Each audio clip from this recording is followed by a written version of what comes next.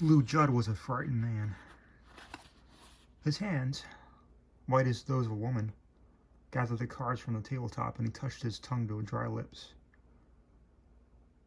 Overhead, the rain was increasing its roar with the stuffy warmth of the sod shanty. The air was thick with mingled tobacco and wood smoke, overlaid by the odor of wet, steamy clothing, drying wood, and worn leather. Devant, Baker, and Stadelman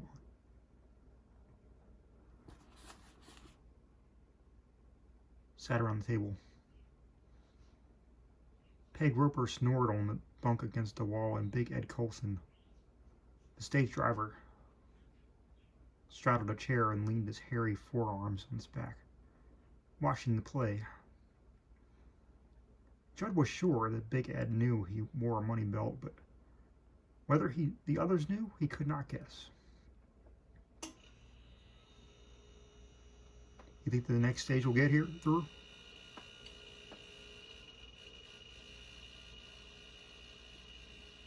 The question was important to Judd. If the stage came soon enough, he might get away, and he might get Nellie away.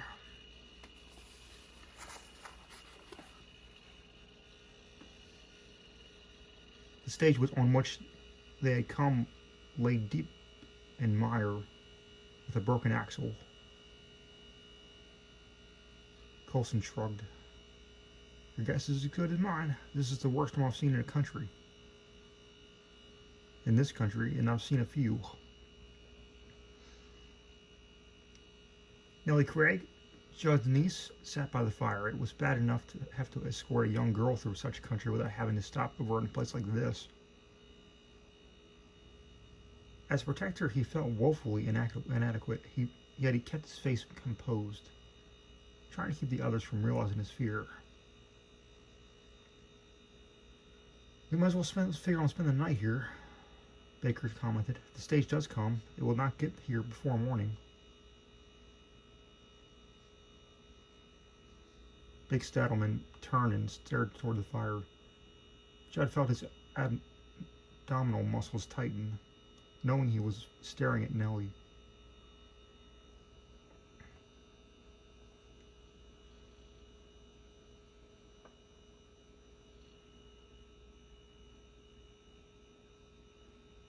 In the feeble glow of the fire, the kerosene lantern looked monstrous and brutal. A great bear of a man, his face covered with the stubble of a short beard.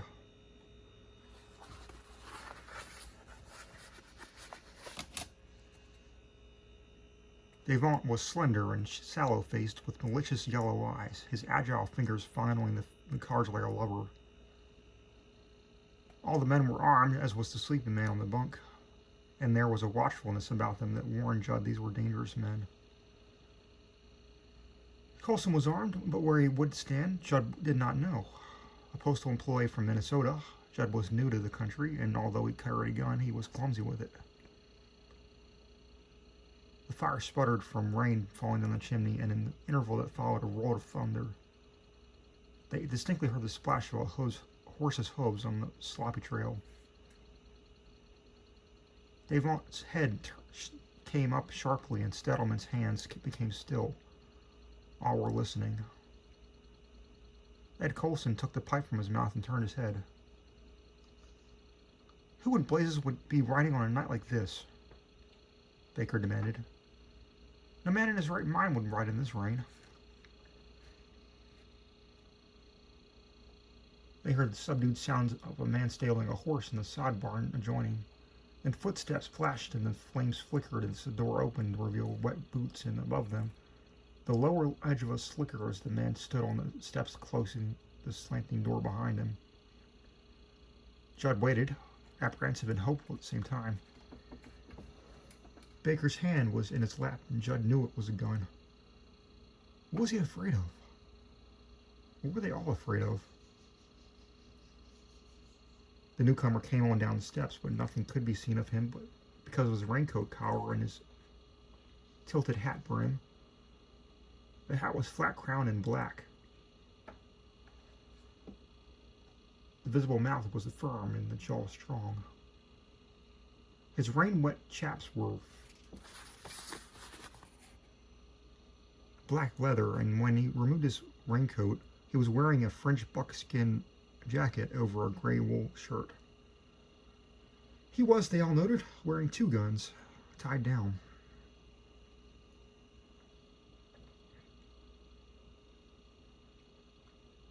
When he removed his hat to slap the rain from it, he saw a dark Indian-like face. His eyes swept the room.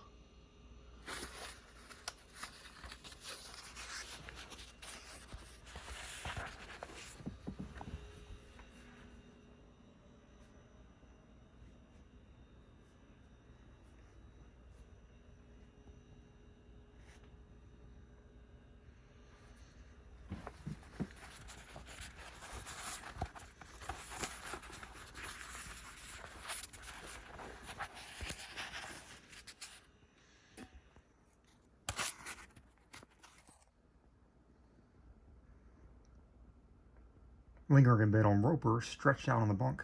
Under his cheekbone there was a deep scar, possibly a bullet wound. "Who's the owner here?" His tone was casual.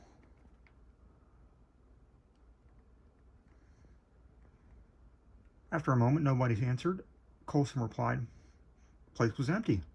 When the stage broke down, we took our shelter. I was driving the stage." Judd looked at him hopefully. "Did you see the other stage on the trail?" The steady black eyes examined and judged him. "There won't be a stage. A landslide wiped out the trail. Take work to get it back in shape. A lot of work." Davant's mind, nimble as his 2 clever fingers, came up with a logical question. "How did you get here, if the road is closed?" "I came from the west, but that trail's closed too. I had to come over the mountain above the creek, but I circled to examine the other way out." Colson took the pipe from his mouth. "You came from the mountain? You're lucky to be alive. I wouldn't have thought a goat could make it on a night like this." "That second slide came while I was up there. Seemed like the whole mountain started to move, but mine's a good horse and we made it." Thought her mutter irritably back in the canyons. The rain seemed empowered by the sound and rose to a shattering roar. There was a slow drip of water from near the bunk where Roper slept. "We're stuck then," Davant said. "We might as well make the best of it." He glanced at Nellie, meeting her eyes boldly. "All the comforts of home." Nellie turned her eyes away and added a stick to the fire. The flames reached for it hungrily, and the stranger moved near the fireplace, aware of her fear. "You were on the stage?" He spoke softly. There were shadows.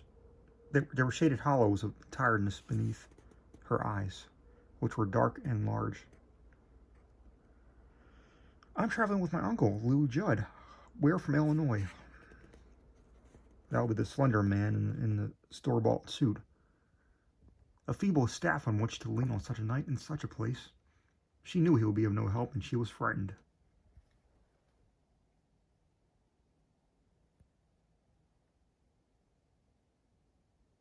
"Don't be afraid," the stranger said. "He'll be all right."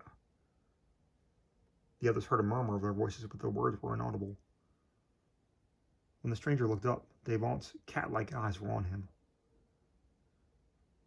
"A man riding on a night like this must want to go somewhere mighty bad." "You could be right." The black eyes held Davant's, and the man felt a distinct chill, which irritated and even frightened him.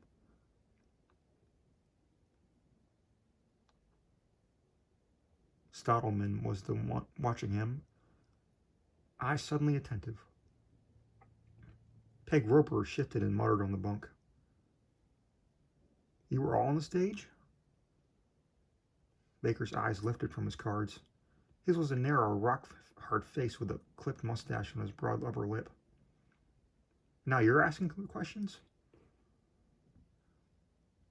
The black eyes shifted to Baker and held him in an instant before moving on. "That's right, I am asking questions." The challenge was understood by everyone listening, and for a minute or so there was no sound but for the hissing of the raindrops on the fire. Baker felt something cold and empty in his stomach, and he fumbled the cards.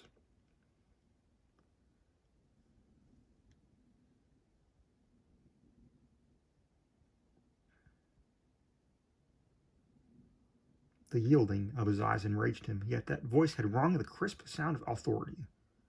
The stranger turned his attention to Coulson. You were the driver? How many were on that stage?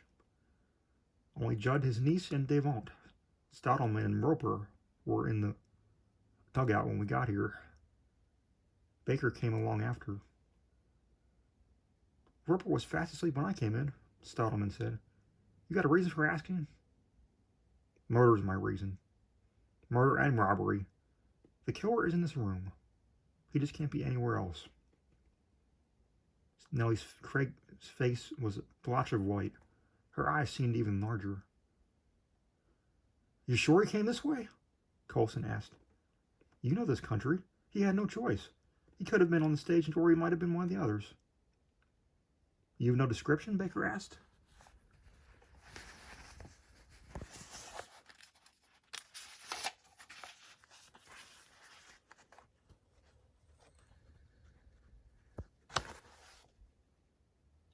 Devant's eyes lifted from his cards.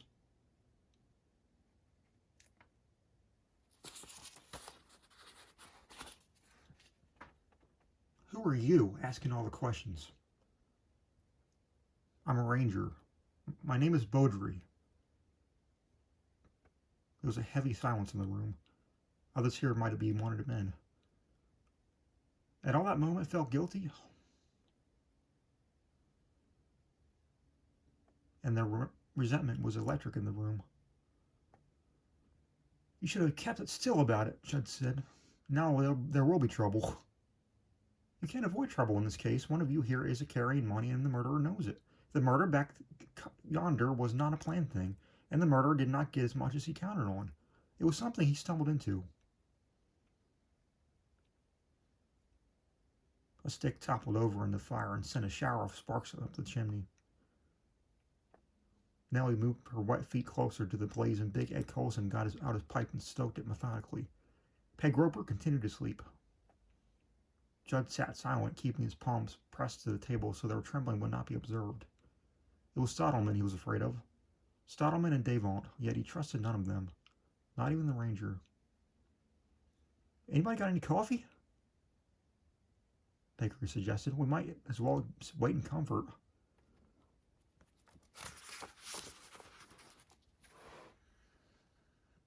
Bowdrie squatted against the wall. No doubt the killer was the most composed of them all. He alone knew who he was. No betraying clue had been left, not a clue, or a slight indication of character. Somehow he must lead the murderer to betray himself. Surprisingly, Nellie seemed revived with a new element introduced by the ranger's arrival. Attention had been turned from her, and the other thoughts occupied the minds of the men in the room. More than one might be carrying money, and each would be likely to think himself the intended victim. Any of these men, she reflected, could crush Lou Judd like an insect. She rose and went to the box Judd had carried in the room and came away with coffee. Coulson found a flat stone to be placed among the coals and retrieved a blackened coffee pot from a shelf.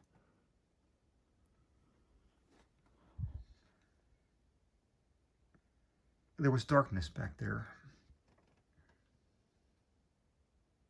A darkness into which they could not see.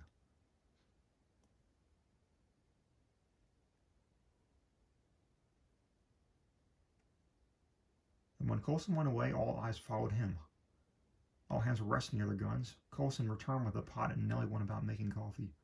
Her quick, homey manner brought relief to the tension, and instead of fear there was a growing levity, as though each had become conscious that he held a seat at the very dramatic show.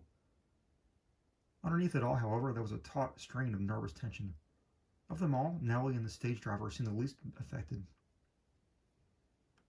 Judd, his own danger alleviated for the moment, opened the case which he carried in the room along with a small box with the coffee, and brought out a mandolin. While they waited for the water to boil, he sang in a fair tenor, "Drill Ye Terriers," a song sung by Irish railroad builders, and inspired a healthy applause. He then sang Sweet Betsy from Pike and Jenny Jenkins. The listeners came up with requests and the singing continued. Bowdrie remained quiet about the wall. Against the wall. More than the others could possibly. He realized his own inadequacy. He knew his skill with guns and that few men were better on a trail, but here he had only the devious path of a man's thinking to follow. He was moving in the dark, only aware that the killer might give himself away. How that was to happen, he didn't know. Later he might ask questions. More questions. Somehow tonight, within the shack, the issue would be decided, and it was a narrow place for shooting. Devant moved his chair against the wall, a position from which he could survey the room as well as Bowdrie, and from which he could move swiftly to attack, defend, or seek the doubtful shelter of the bunk's corner.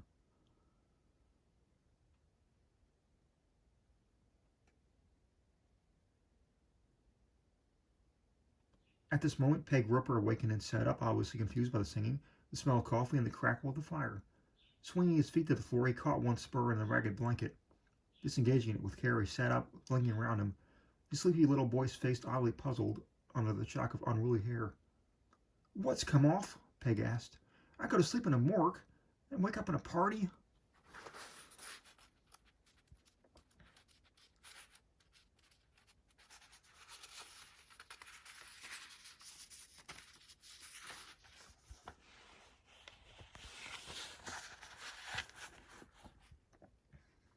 Folks kept dropping in, Baker said. "We have a special guest, a Texas Ranger." Roper looked uneasy, but said, "Well, seems a quiet ranger, knows how to keep his place." Bowdrie smiled and put his shoulders against the wall. It was a thick wall, and it felt good, about the only security he was likely to enjoy. Colson found several cups back in the darkness and brought them to the table. He rinsed them with rainwater and from the barrel outside the door. Stottleman appeared to be dozing, and probably was. A man could doze and still catch some of the talk, although nothing important was being said. In fact, everyone seemed to be keeping to the casual talk between songs.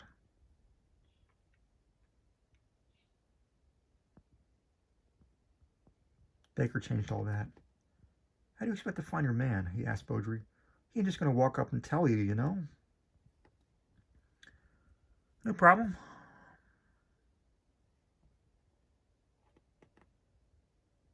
Bowdrie replied. "The biggest thing in my favor is that he knows he's guilty. Guilty man is afraid of making mistakes. Give himself away." Peg Roper's eyes went to the girl sitting quietly by the fire, watching the coffee. They stayed on her as she took a cup and poured, taking it first to the ranger. He thanked her while Roper watched them. Obviously he was curious about her, so strange to such surroundings. Roper rubbed his unshaved chin ruefully.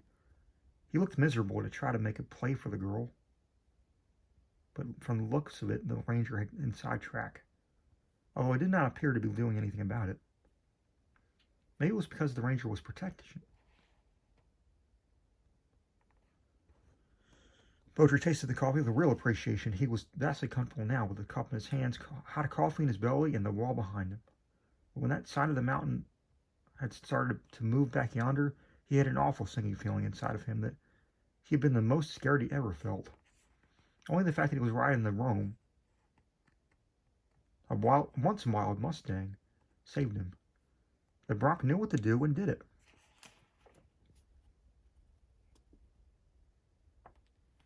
Thunder growled in the canyons like a surly dog over a bone, and the fire blazed up, adding light to the room. Bowdrie let his eyes go closed.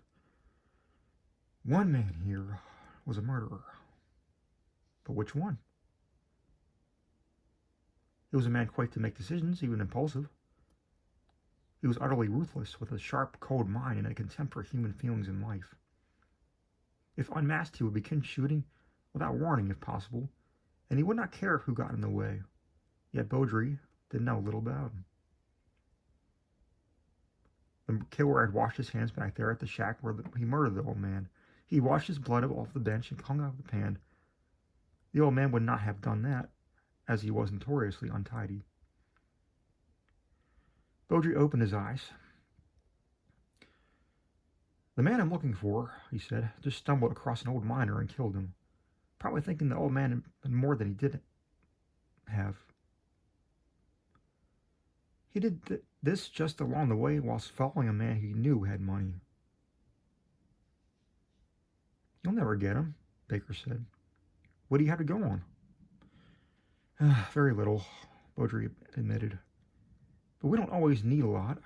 No man can escape the pattern of his habits. He leaves sign in the minds of people just as you would on a trail. People observe things and remember things, although they don't often recall until questioned or until the memory is stirred up in conversation."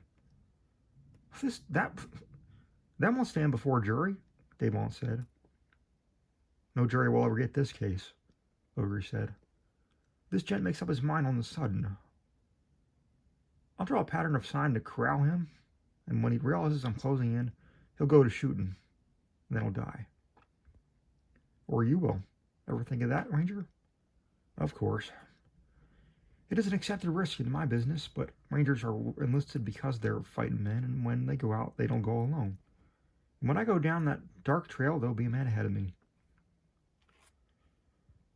"Killer or no killer," Coulson said, "we're warm and dry in here." He gathered up bits of moss and sticks fallen from the wood pile and tossed them in the fire.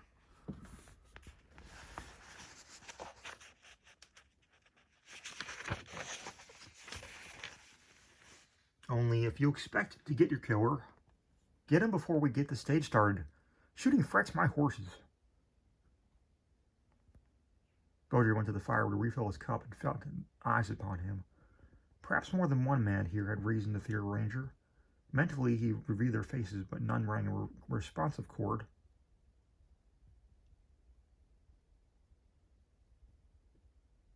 His eyes avoided the fire, knowing the time it takes to adjust back to the shadows after gazing into the flames.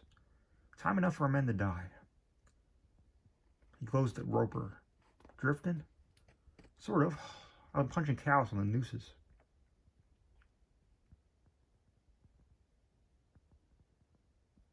"Nueces." "Figured I'd head for Mobeetie." "Good place to stay out shut of," Baker commented. "That black-headed two-gun marshal is poisoned." "Not no more," Coulson replied. "Killed by a drunk gambler who pulled a sneak gun on him." Bowdrie glanced at him. "You boys in the stage lines get all the news." "Westbound driver told me. Carried one of the other news travels fast." Stottleman glanced at Roper. "If you're through with that bunk, I'd like to try at it." "She's all yours." Roper moved closer to Bowdrie, studying him. Bowdrie was a man he heard about. Bowdrie was not eager to take the matter to a head now, with the night before him. If he was correct and the killer would elect to shoot it out, this was no place for it. Some innocent person would be killed. Might be killed. Yet soon the light would be blown out and they would try to sleep, and the man with the money would be alone in the dark. They were detached clues, but they pointed in more than one direction, and somehow he must force the issue.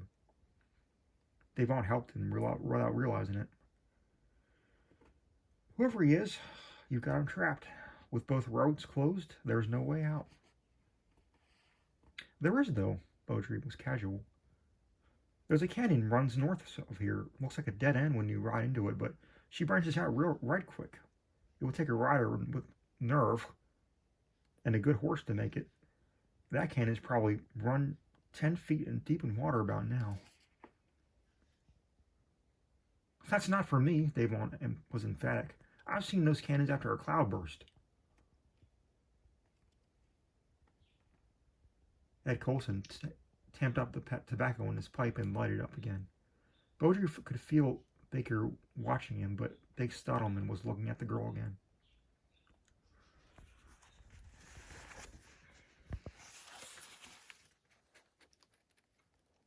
Lou Judd replaced the mantle in his case, then moved nearer to Nellie. If there was only some way out, some means of getting away. He was afraid of for Nellie and for himself. There must have been the men the killer was following. Yet, how could he have known he was carrying the money? Needwood, Judd said suddenly. I'll go after it. He got up quickly and went out, and Bowdrie felt a twinge of impatience. Did the man realize how obvious he was? He must be going out to cache the money belt, or was it something else? Why cache the money belt where he would have to recover it again in broad daylight? Stottleman got up quickly. I'll help him. He can't handle enough for all night. Stottleman blundered out toward the door, and nobody looked at anybody else. As the door opened, they all heard the rain, and Coulson walked over to the fire. Nobody spoke, but all were listening. Nellie Craig's face was as pale as death, and Bowdrie got up, reaching for his slicker. He saw the fear in her eyes, and he knew she was afraid to be left alone. Bowdrie glanced over at Roper. If the lady needs anything, see that she gets it, will ya? Outside the night was black. But for an instant, the opening door sent a shaft of light into the rain-streaked darkness. The doors closed behind him, and Bowdrie stood still. Somewhere he heard a footstep splash in his pool. He listened and heard no sound but rain. Where were Judd and Stottleman?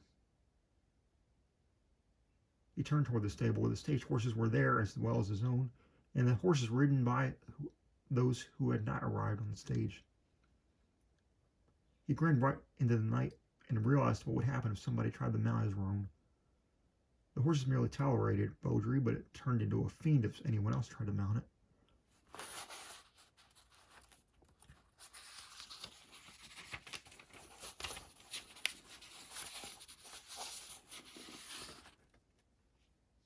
Rain slashed at his face. The stable loomed before him. There was no sound from within, and he could hear a sound from elsewhere that would have led him to believe anyone else was gathering wood.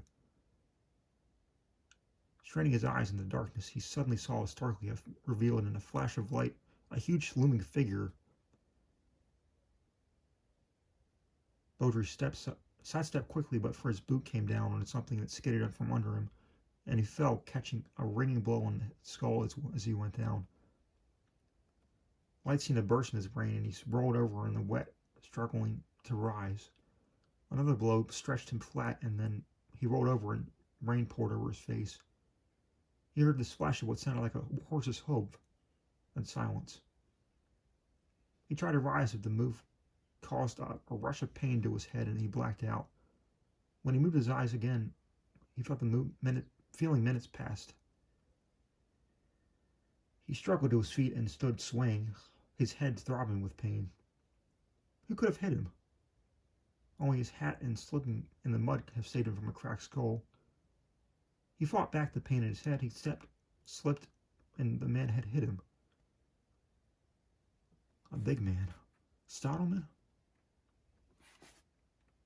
But he could not be certain. It might only have been somebody who looked large in the night, somebody with an enveloping raincoat. He swung by the door and almost fell down the steps. They stared at him, amazed. Stottleman, the big face stupid with surprise. Devant, Baker, Judd. What happened? Roper was on his feet. You're all blood. I got slugged. Somebody slugged me with a chunk of wood. Nobody moved. Bowdrie's eyes went to Stottleman. You were outside. So was I, Baker said, smiled contemptuously. So were Judd and Devant, but nobody was out for long. Nellie came down with a hot, damp cloth. Here, let me fix your head. Bowdrie sat as she bathed away the blood, trying to force his thoughts through the foggy jungle of his brain. Were they all working together? Who could he suspect? Peg Roper and Stottleman had been in the dugout before the stage arrived. Had they planned a hold-up? What of Baker? Where had he been? He had apparently come up after the stage ride, but Bowdrie had seen no tracks on the road he had followed as far as the landslide. No rider had come over the mountain ahead of him.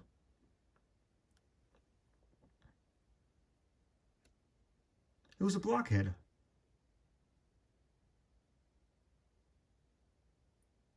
Somewhere here, the killer was lurking, ready to kill again. It was very likely that the killer who had been an attempt on him a few minutes passed, and he had not been fortunate enough to slip in the mud. He would be lying out there, dead as a man could be. How could he be sure several of these men were not wanted, or that they were not a gang working in concert? Peg Roper had acted strangely when he awakened, but Baker had taken pains to let Roper know that there was a ranger present. He had been afraid Roper would make a break and give them away? Bowdrie was angry. He did not like being slugged. He still liked less being made a fool. He wanted a trail he could follow, not this feeling around in the dark for an enemy he could not even see. He almost hoped it was Baker, for he had come to dislike the man. You know, Judd said, I thought I heard a horse when I was outside. Bowdrie's head came up sharply, so sharply he winced with pain. You did, he said. I heard it too. Must be a horse missing then. Davant was cool. What's the matter, Ranger? I thought you fellows all had the answers.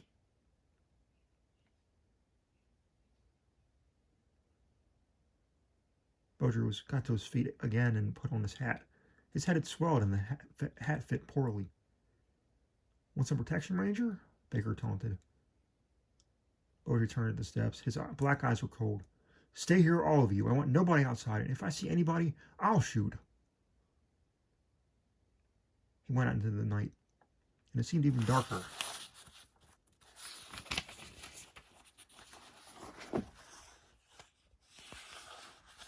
Than before.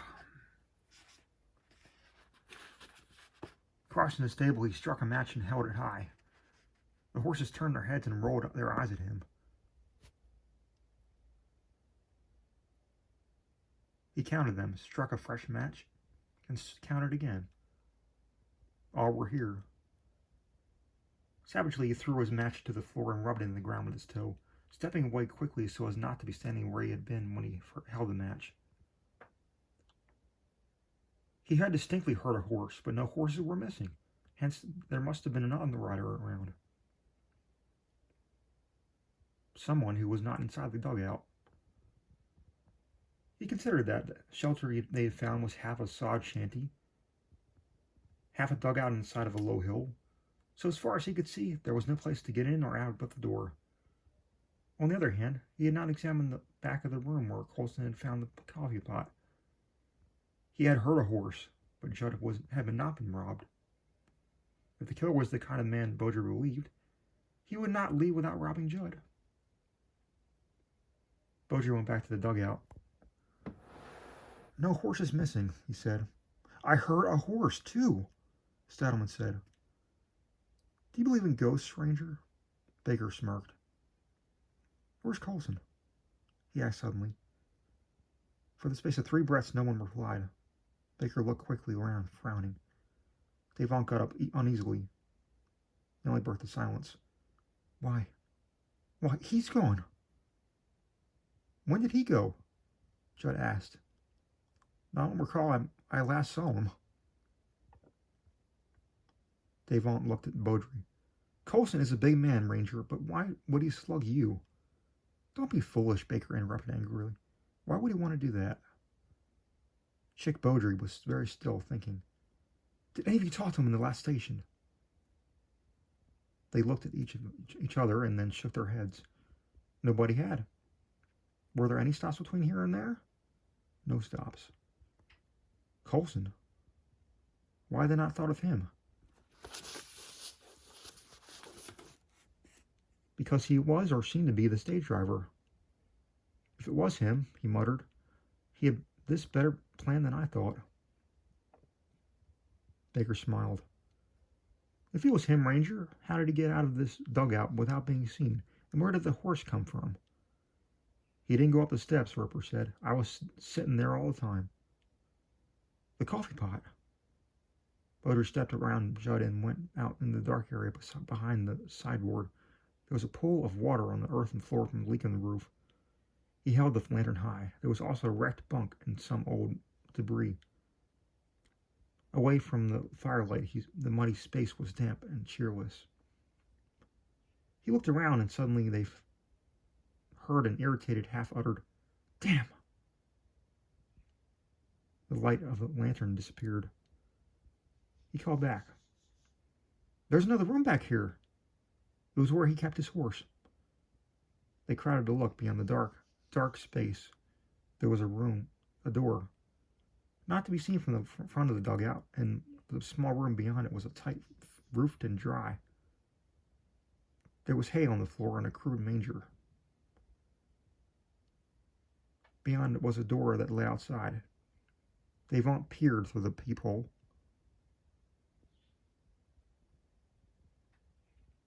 And the door. He must have stood here and watched us at the woodpile. He could see us by lightning flashes and knew when to leave.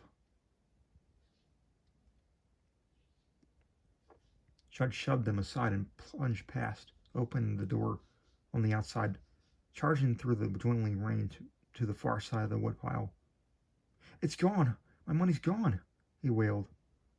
White and stricken, he stood over a hole in the woodpile where sticks had been hastily thrown aside. "You hid it here?" Bowdrie asked. "And he must have stood by the peephole watching me hide it." He stared at Bowdrie.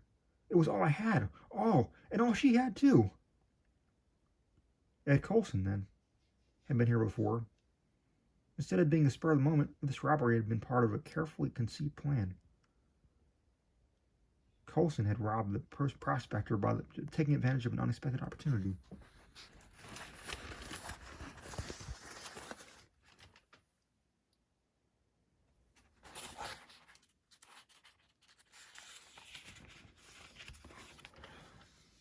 But his appearance as a stage driver was deliberately planned. He must have lurked beside the trail, boarded the stage at some steep grade where it moved slowly, climbed over the back, then knifed or slugged the driver. He must have then taken the reins, gambling that in the darkness no one would know the difference.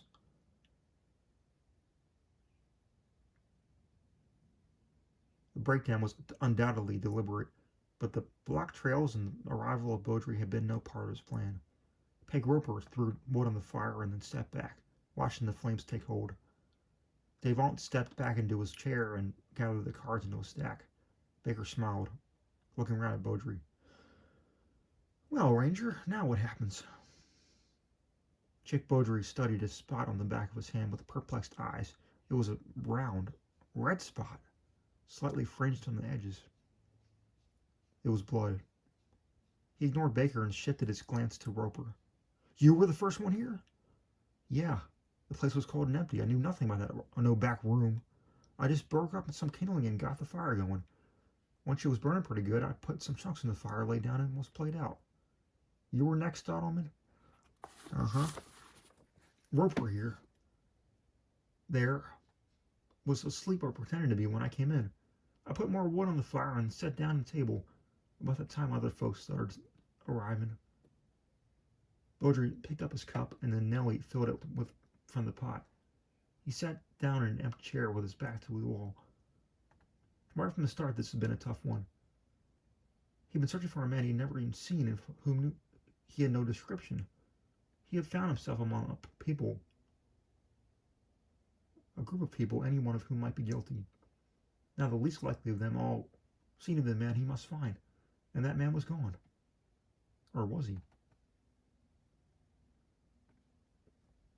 "Roper, the way I understand it, you and Miss Craig were in here all the time?" "Uh-huh. Only Baker never did go out. Just his head and shoulders." Devant's yellow eyes followed Bowdrie with that same malicious gleam as his fingers riffled the pasteboards. Nellie and Roper were near the fire. Judd, his face drawn and bitter with the loss of his life savings, stood nearby. Baker and Sottleman were at the table with Devon. Finishing his coffee, Bowdrie took off his wet slicker and hung on a nail. Then he dried his hands with infinite care, his dark Apache features inscrutable as he carefully thought out every move. What he would now attempt to do was fraught with danger. He turned suddenly. Stottleman, Baker, get up, will you, please? Puzzled, they got to their feet. Baker was on the verge of a sarcastic comment when Bowdrie said, "Now, if you will go into the back room and take the body of Ed Colson down from the rafters." "What?" Stottleman exclaimed. Judd was staring, jaw hanging. "Don't bring the body in here, just take it down." Devon was watching him, alert and curious. Lou Judd passed a shaking hand over his chin. You mean he's dead?" "Murdered and robbed after he robbed you, Judge. By the only man who could have done it." "What? What do you mean?" Baker demanded. "Why, Devon did it," Bowdrie said, and the two guns thundered at once. Bowdrie stood still, his .44 Colt balanced easy in his hand, while Devon sat perfectly still, a round hole over his right eye. Slowly he started to rise, then toppled across the table. Nellie Craig screamed. White-faced, Baker stared from one to the other, unable to grasp what had happened. Bowdrie stepped over the dead man and, unfastening his shirt, removed Lou Judd's money belt and passed it to him. Judd grasped it eagerly. "Thank God!" His voice trembled. "I slaved half my life for that!" Peg Roper stared at Bowdrie and exclaimed, "Did you see him throw that gun?" Devon had it in his lap with his hand on it, and Bowdrie beat him.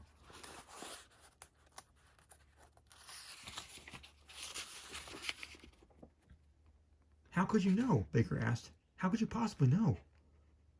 Bowdrie fed a cartridge into his pistol and holstered it.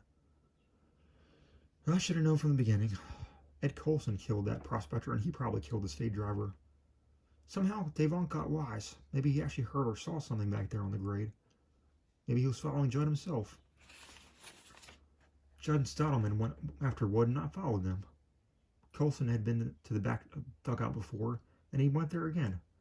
He slipped out, tried to kill me, and robbed Judd's cachet almost as soon as Judd had hit it. He thought he'd pulled him off, but Devon had seen him go. Probably Devon knew who to watch. Naturally, Roper and Nellie were looking toward the dugout door where Baker had gone. Devon was a quiet-moving man anyway, who knew from card cheating the value of doing things by misdirection. He got back there, knifed Colson where he came back with the money, and shoved the body across the rafters. Then he just quietly came back into the room. I doubt if the whole operation took him more than 2 or 3 minutes. Remember, nobody knew there was another room then. All he would seem to have done was get up and move around. What about Colson's horse? Turned it loose with a slap on the rump. Devon had no reason to be suspected. He planned to ride out on the stage with the rest of you. It was cold, unadulterated gall, but he might have gotten away with it. Only when I was in the back room, a drop of blood hit my hand. Figured out. Who was missing? Only Colson. Where could that drop have come from except her head? It had to have been those It had to be those low rafters. Who had the opportunity? Devon.